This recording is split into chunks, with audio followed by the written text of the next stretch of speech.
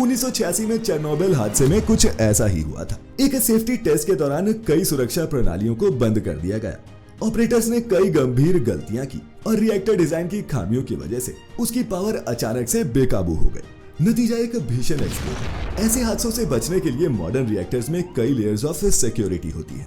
अगर monitoring systems को जरा भी लगे कि रिएक्टर की पावर सुरक्षित सीमा से बाहर जा रही है तो तुरंत स्क्रैम एक्टिवेट कर दिया जाता है, जिससे रिएक्टर इमरजेंसी में तुरंत शटडाउन हो जाता है। स्क्रैम एक्टिवेट होते ही कंट्रोल रॉड्स कुछ ही सेकंड्स में रिएक्टर कोर के अंदर चली जाती है और ज्यादातर फ्री न्यूट्रॉन्स को एब्जॉर्ब करके चेन रिएक्शन लगभग रोक देती है। लेकिन कहानी यही खत्म नहीं होती। रिएक्टर बंद होने का मतलब ये नहीं कि उसकी हीट भी तुरंत खत्म हो गई। फिशन रुकने के बाद भी फ्यूल रॉड्स के अंदर रेडियोएक्टिव एलिमेंट्स लगातार टूटते रहते हैं और हीट पैदा करते रहते हैं। टेक्निकल लैंग्वेज में इसे डीके हीट कहा जाता है। रिएक्टर के बंद होने के बाद शुरुआत में ये 6 से 7% तक हो सकती है। इसीलिए रिएक्टर के बंद होने के बाद भी कूलिंग सिस्टम का चलता रहना जरूरी होता है। अगर ये कूलिंग बंद हो जाए तो फ्यूल रॉड्स जरूरत से ज्यादा गर्म होकर पिघल सकती हैं, जिसे न्यूक्लियर मेल्टडाउन कहा जाता है। 2011 में जापान के फुकुशिमा में भी यही हुआ था। भूकंप और सुनामी के बाद रिएक्टर तो स्क्रैम की मदद से बंद हो गया था, लेकिन बिजली और बैकअप जनरेटर्स दोनों के ही बंद हो जाने से कूलिंग सिस्टम काम नहीं कर पाया।